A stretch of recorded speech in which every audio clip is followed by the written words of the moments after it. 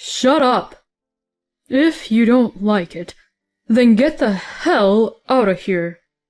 I'm completely fine with you.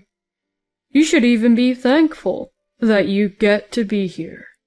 My husband, Jim's words were so unreasonable that I couldn't really understand his point. So I decided to make up my mind with everything he had said just now. I will not obey to a guy like him anymore. My name is Rachel. I am 37 years old, and I am a full-time housewife. My husband, Jim, and I have been married for 10 years.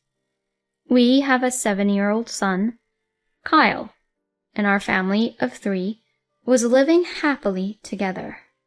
My husband originally graduated from a prestigious university and works for a well-known company. Because of this, he had a bit of an arrogant side to him, and he would always try to one-up me. When we were dating, though, I did feel that he was trying to be the man and lead me everywhere, and I thought he was someone I could definitely rely on. But after we got married and had our son, I sometimes felt that his harsh words and strict manners were a bit of a hassle. I had a really hard time when I got into an argument with him, because he was so convinced that he was absolutely right, that he would try to talk me down, no matter what my opinions were, or what I made my point on in the argument. Eventually, I learned to let it go, thinking positively that actually defeat is victory. And I think that's why our marriage has lasted for 10 years. However, recently, I have another concern about my husband.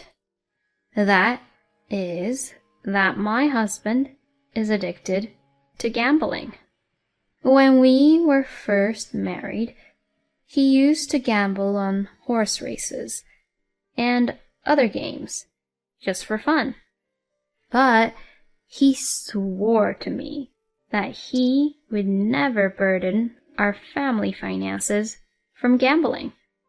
And in fact, he really only enjoyed it within the limits of his own allowance that he'd get from his earnings.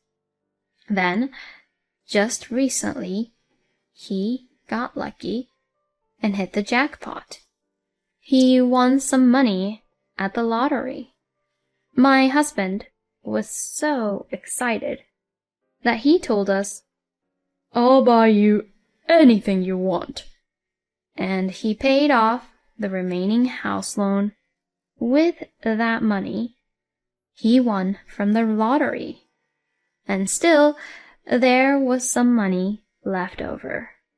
But my husband began to gamble with what was left.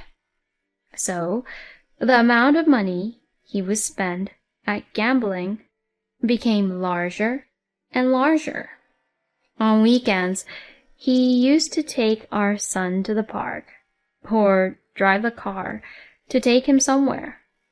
But recently, he has been collecting and analyzing information about horse racing from the internet and other sources, and compiling it into a notebook.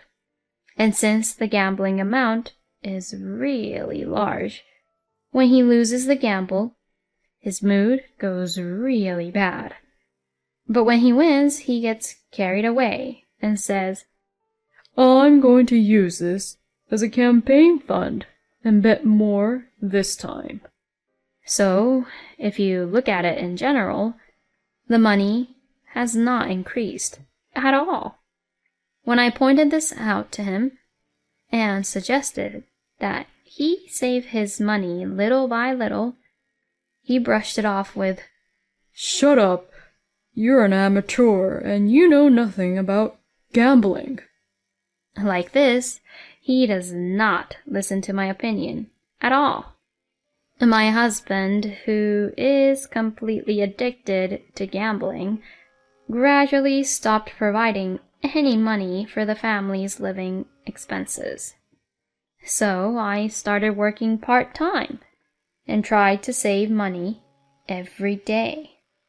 During that time, my husband's arrogance and unreasonableness became worse, and he started making strange accusations such as, "Your cooking has been so lousy lately that I couldn't think straight and lost the bet."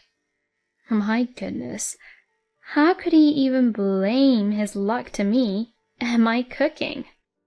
Well, I guess my cooking is getting crappy because Jim's not providing enough so that we can eat better. Then one day, the unthinkable happened. I was about to go out when I noticed that my favorite bag was missing. No matter where I looked, I couldn't find it. What? Did we get robbed? Or, no way. With that thought in mind, I asked my husband, "Have you seen my bag that I use?" Then to this, my husband answered simply, "Yes, I sold it." That bag was given to me as a birthday present by my husband when we were dating many years ago, and I had loved it for many years. This really pissed me off, and I asked him, "Why would you sell it without even asking me for my permission? You're unbelievable." And I was furious at him. To this, my husband got annoyed and got angry and said, "What? It doesn't matter. I bought it for you, so it doesn't matter if I sell it." I was so angry that after that, I stopped talking to my husband. I thought I would intentionally cook something crappy for Jim. But for my son, I would give something nutritious to eat. And when my husband came home from work, I would only serve him something really crappy. For instance, I served only a cup of noodle or just a bread and butter on the side. When my husband noticed and got angry about it, I laughed a little. I was still angry at Jim though, so I treated him that way for a while. But my husband was still a proud, arrogant man. So now he started getting takeouts and eating it only for himself. At first, it was burgers from fast food restaurants or pre-made meals from the store. But then he started buying steaks to show off how good it was for me. He would say, "Oh, this steak is so thick and tasty. Amazing." and try to rub it in. And I felt that he really was an immature human being, and my affection for him cooled off at once. In the midst of all this, there was another incident where my husband sold my things without my permission. This time, it was rings, jewelry, and other expensive things. When I got angry with him about it, he snapped back at me again. "Shut up. If you don't like it, then get the hell out of here. I'm completely fine without you. You should even be thankful that you get to be here." My husband, Jim's words, were so unreasonable that I couldn't really understand his point. So I decided to make up my mind with everything he had said just now. I will not obey to a guy like him anymore. While my husband was at work, I packed up my belongings and took my son back to my parents' house. My parents were surprised to see us arrive with our large bags, but when I explained the situation, they were outraged at my husband and told me I could stay as long as I wanted. I did not return back to where my husband was for another 2 weeks after that. During that time, I never heard anything from my husband. I guess he is an arrogant man and can't bring himself to contact me. And when I thought like that, it annoyed me so much that if that was the case, I decided to stay at my parents' house even more. It was really easy and comfortable to live at home because my parents would take care of my son during the day, and the housework would be done in no time if I shared it with my mother. I also realized how much easier it was emotionally by not being with my husband. I wish I could get a divorce now. These thoughts were growing stronger day by day. But I can't decide everything on my own. Even if he is a lousy husband to me, he is the only father that my son has. So I decided that I would talk to my son about it. "You know, I don't think I can live with your father anymore. And I've been thinking of not living with him permanently anymore. And as your mother, I want to live with you, Kyle. But what would you want to do, Kyle?" After thinking for a while, Kyle said, "I want to live with my mom too." Then he said, "Lately, Dad is kind of scary. It's like he's obsessed with something." I knew it. Kids do closely and carefully look up to us parents, huh? I should not underestimate Kyle just because he is only 7 years old. I was happy for my son's growth, and at the same time, I decided to divorce him. Then I went back to the house where I had lived with my husband for the first time in 4 weeks. When I entered the house for the first time in a long time, I smelled a really terrible and tremendous odor. The house was in a terrible condition. Clothes were undone, dishes were dirty and unwashed, and cup noodles and pre-made frozen meals were just left on the table after eating. I wanted to discuss the issue as privately as possible, but I knew I could not be in a proper state of mind in the midst of such a foul odor. So I sent a message to my husband and told him I would be waiting for him at a cafe near our house. Later, my husband came to the cafe after work. My husband grinned and said, "What's wrong? Finally feeling sorry for what you did?" as he sat down on the seat across from me. I took out the divorce papers from my bag and held them out to him, saying, "Let's just get a divorce, please." "Huh? Divorce?" My husband was surprised, and his eyes widened. I finally realized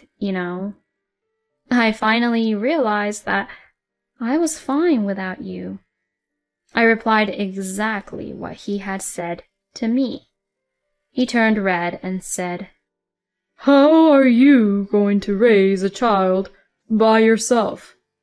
I won't give you a penny. You can't survive without my income anyway. I'll have you back at home again, so don't be stupid and come back. Well, the reason you're saying that is because the truth is that it's hard to live without me, isn't it? Huh? You seem to be in a lot of debt. How did you know? I went home first before I came here. What? That home is in such a terrible condition, so I was going to leave right away. But then I found a bunch of mail on the floor. I had to check to see if there was anything addressed to me, and there were a bunch of consumer loan notices addressed to you. Well, that's... I can see your true intention.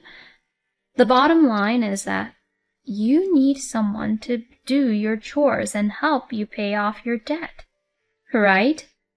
And if we don't split up, you won't have to pay child support. No, that's... But it's useless now. I'm definitely leaving you. I'll hire a lawyer, and I'll get out of this crappy married life from you. Lawyer? I'll make sure you pay child support, and I'll make sure you pay your share of the division of property. If you try to ignore me, I'll send a content-certified letter to your office. And then everyone at work will know about your horrible debt. Please, don't do that. It's going to affect my credibility at the company. Then you better pay me what I'm asking for. No way! I don't have that kind of money. Oh? You have a house that you use the lottery money to pay off all the loan. Why don't you just sell that house? What? If I sell that house, I'll have nothing. I don't care. Anyway, I won't forgive you anymore. You'll pay what you owe. With that, I left the cafe, leaving my distressed husband behind. I then demanded a divorce from my husband through my lawyer. My husband, who is completely livid with me, meekly signed the divorce papers. And of course, I demanded child support and property division. My ex-husband eventually sold the house and gave me half of the money. He also paid child support with the remaining money he had. My ex-husband paid the child support and used the remaining money to pay his debts, and in the end, he managed to pay them off. However, he is now completely penniless and has lost his house, so he now has to live in a cheap apartment to save money. However, getting rid of addictions are really difficult, and it seems that gambling addiction cannot be easily cured. It seems that my ex-husband got into debt again, and even his workplace received notifications and calls from the consumer loaning companies, and eventually his debt was found out.